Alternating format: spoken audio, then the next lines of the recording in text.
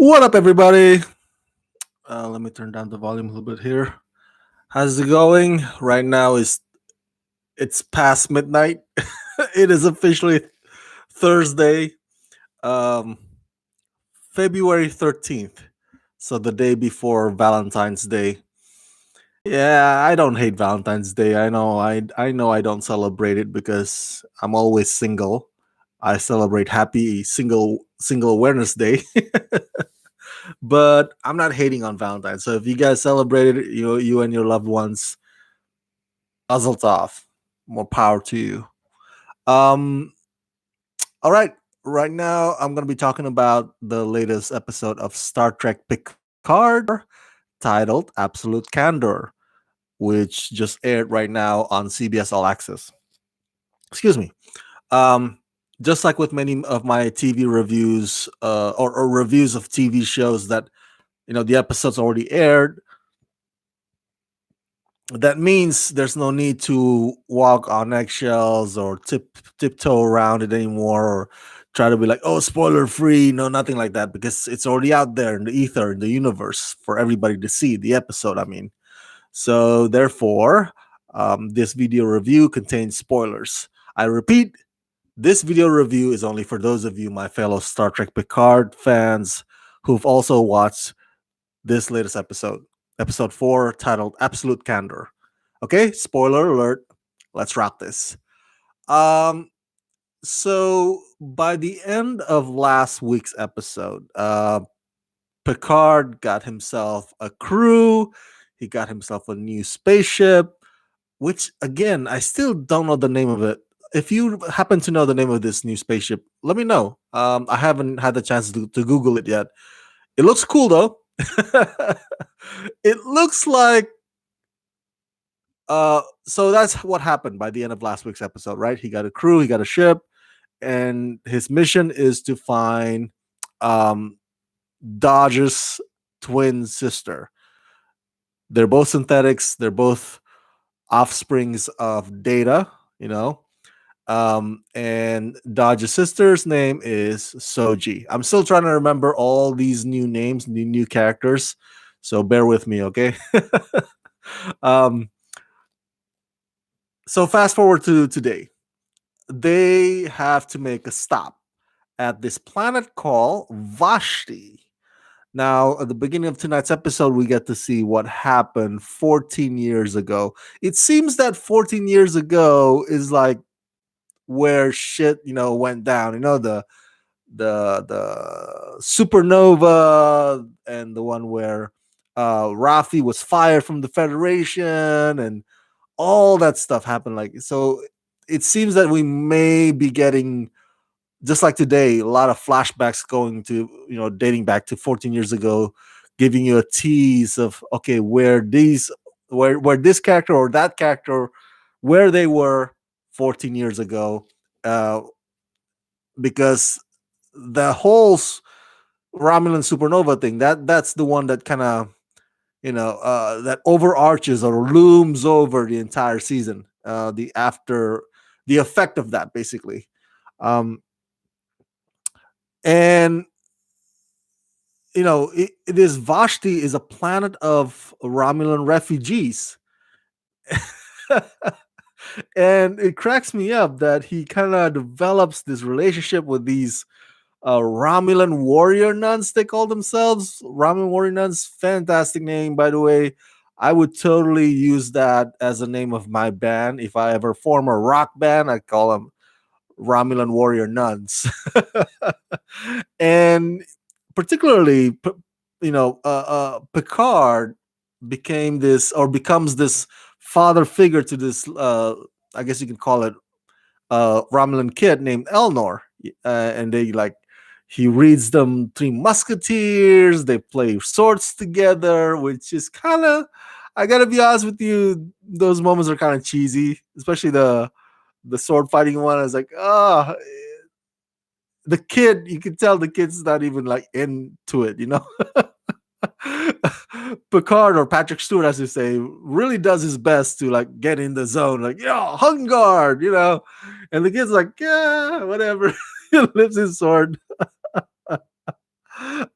I'm not saying that the kid is a terrible actor, but you know, come on, kid. You know, give yourself, give it 100% there. Put some more effort into it. Um, and when he reads them Three Musketeers, and the kid kind of lays his head on Picard's shoulder, that was a kind of sweet moment. I was like, yeah, cheesy, cheesy, cheesy. It's all cheese ball. Fast forward to today, so he has to go back to Vashti, or he wants to. And the thing is, I made a note here because prior to the airing of tonight's episode, I was thinking like, okay, wouldn't it be interesting if Star Trek Picard, even though the format is not procedural, procedural, right? Kind of like Law and Order and CSI, where the case gets solved within 1 hour, or things start and end within that one episode. Even though it's a long story form, Picard is. I was thinking like, wouldn't it be interesting if if it if it kind of applies the same method as the Mandalorian? The Mandalorian kind of takes stops along the way. Do you remember that? Like a big chunk in the middle. It was just like the Mandalorian or Mando and Baby Yoda, getting pulled here and there to do either a job or whatever, or protect a village. Um, so when I was thinking about that, and then voila, tonight's episode was like, oh, he's making a stop. But the difference is, of course, Picard, intentionally wants to make that stop, to stop by Vashti, as opposed to Mando and Baby Yoda, where they make those stops either out of necessities, because they gotta make money, in order to to go on, being fugitives. So they have to take jobs even though they don't wanna along the way, or because they find themselves having to be the hero or having to help out a village, so it's not like part of Mando's plan to always make those stops.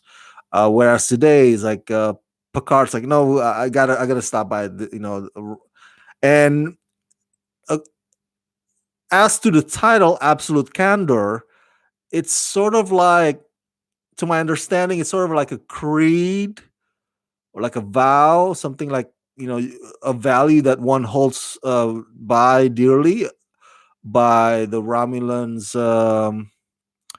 well, specifically the Romulan warrior nuns and Elnor. I hope I get that name correctly. And so Elnor grew up, and Elnor, yeah, and he becomes this badass young man assassin who's like hardcore, man. At one point, he even kills one of his own just to rescue Picard. Badass to the bone. And there's a moment though before he accepts Picard's offer to join on Picard's mission. There's this moment like he gets angry at Picard because it was like, oh, now you want me? Now that I have value, now you want me? 14 years you like freaking went away, gone, left me when I was a kid. I thought we mean something to each other. I thought I was like a kid to you, your son or whatever. I'm paraphrasing, of course. So that's also another cheeseball moment. It was very soap opera-ish. He throws a temper tantrum and walks away. He's like, oh, just so typical, man. Um, I don't know. Maybe it's just me, but it could have been written in a way that's less soap opera-ish. That's less stereotypical. It's like we want to depict this guy as a badass, hardcore, stealthy ninja kind of guy, right? So to have him like, well, now I mean something, screw you, and walk away. It's that that behavior's that behavior is more like a crazy ex-girlfriend. So it's a little bit off-putting in my opinion. But putting that aside, he is pretty badass though.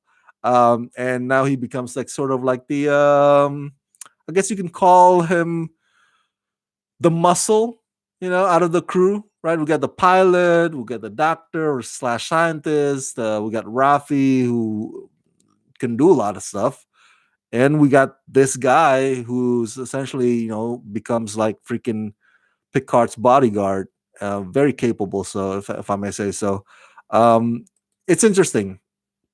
I guess Picard may stop, ultimately ends up making a recruit.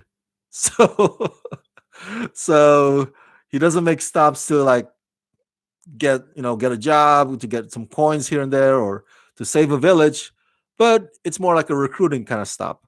Um, the other story that happens also in the today's episode is, of course, with regards to Narek and Soji. So it's not really a big leap of storyline forward for these two characters. Um, it's mostly a Picard episode, Picard on Vashti. Uh, with regards to Narek and Soji, they're bonding again. They're romantically involved again. They have a little playful moment that ends with passion, of course. Them being in heat again. So it's not really progressing, if you will. But the moment there's a scene right after that whole thing is said and done, um, Narek's sister Rizzo, played by the hottie Peyton List. I mentioned to you, I was a big fan of Peyton List on Gotham when she played one of the stages of Poison Ivy, and she was also on Smallville at one point years ago. But anyway, she's hot. So they're supposed to be siblings, right? Narek and Rizzo, but I guess Rizzo wants. I guess Rizzo likes to mess with Narek's head every now and then to remind Narek, hey, don't forget what we're here for. Like, don't forget, don't lose sight of the prize, don't lose sight of the ball. You know what I'm saying? That kind of stuff. Because Rizzo, I'm guessing in the vibe that I get is Rizzo is concerned that Narek's judgment is clouded by maybe his feelings for Soji. It's like, hey, get your head screw on straight. We're not here for anything else but this. She's just somebody we use. But the way Rizzo tries to remind Narek of that in the beginning, it's like Rizzo's coming on to him. I was like, what the hell's going on? I thought they were siblings, or maybe they're not siblings. I'm confused because like, why is she like physical, sexually approaching him like that? It was just like, I mean, as a guy who has a crush on Peyton List, I thought it was kind of hot, but then it's like knowing that the characters are supposed to be siblings. I'm like, what the hell? We'll hold the brakes. Oh my goodness. At one point, she even like freaking chokes him. I was like, Jesus, what kind of kinky shit is this? Uh, oh man, the writers really do have fun with this episode, don't they? Woo! Uh, um, I guess you can describe this episode, Absolute Candor, of maybe sort of somewhat quasi filler episode, not necessarily full filler episode, because the story as a whole does not really progress. Picard is not one step closer to Soji. Soji and Narek and Rizzo basically still in the same spot as far as what their goals are, if you will, or their objective is. So it's it's filler episode slash taking a break, tiny break. There's even like a few minutes of action sequence, which I gotta say, it's not, or it could be more thrilling. You know what I'm saying? the whole thing is okay, but we've seen better ones, better space fights, if you will, in Star Trek Discovery or other Star Trek series. What we saw tonight or today, it was just okay. I mean, it wasn't all that great or all that impressive. Um, it's to me, it's just the writer's way of like, yo, I guess we got to throw in some action in there. We have this cheesy soap opera that turns into a recruiting program, and then we have uh, Rizzo being weird, kinky shit with Narek. Let's just throw in something in there. Let's throw in some action, some fight in the air, just to get people thrilled, even for a few minutes. Sorry, I got a text on my phone. So, but the episode does end with a fantastic reveal of Seven of Nine. Seven of Nine, as you know, is the I guess you can call it former Borg from Voyager, Star Trek Voyager. Now, I gotta be honest with you, I did not actually watch Star Trek Voyager. I also did not watch Star Trek Deep Space Nine. I grew up on Star Trek The Next Generation, and I watched a bit of Star Trek Enterprise and the original series. My roommate was actually a bigger fan of the original series than I was. So yeah, but you know, Seven of Nine is the bomb. Is the I guess you could call it the sex symbol of Star Trek Voyager, kind of like Deanna Troy is the sex symbol in the Next Generation. Uhura was the sex symbol in the original series. What's her name? T'Pol in the Enterprise. And then I think in Deep Space Nine, you could probably say Nicole DeBoer's character. What was her? Ezira. She's the sex symbol. Like every Star Trek installment has their hottie. Um, with the exception of Star Trek Discovery. The hottie in Star Trek Discovery is Captain Pike. That man is sexy. So anyway, I digress. Seven of Nine, played by Jerry Ryan, one of the most beautiful women on earth, in my opinion. To see her come back, man, it's already past midnight. Who the hell texts me at past midnight? To see her come back is just like, I'm sure it gets a lot of you Star Trek fans geeking out, especially if you were diehard Voyager fans. We'll see how she factors into this whole storyline of finding Soji. To my understanding, is that Seven of Nine is not a regular series regular. She's a recurring character on this show. So we'll see whether or not she's only there for next week's episode and that's it, or it'll be like a multiple episode kind of recurring role. But it's good to see her joining in. Can't wait to see Riker and Troy as well. We saw them in the trailer. We haven't seen yet on this season one. Looking forward to those appearances as well. Yeah. Overall, today's episode was, I wouldn't call it fantastic or great. It's just okay. It was serviceable. It was like, all right, that's nice. Now let's get back on track, people. Let's get back on the mission, Picard. Let's go find this girl. So, what do you guys think? If you saw today's episode, uh, did you like it? Do you agree or disagree with my assessment? What criticisms that you may have about today's episode? What do you think about Elnor, the character joining the ship or joining Picard's crew? Share your thoughts in the comment section below, and also your theories. Why do you think Seven of Nine is in this season one? Let me know your thoughts in the comment section down below. And as always, subscribe to my channel, press that like button, and ring that bell. And if you can help support me, please do so at patreon.com/ramascreen. Right now it's 1 a.m. in the morning, California time. So it's Sleepy, sleepy, sleepy time for me. Gotta go back to bed. Let's rock this.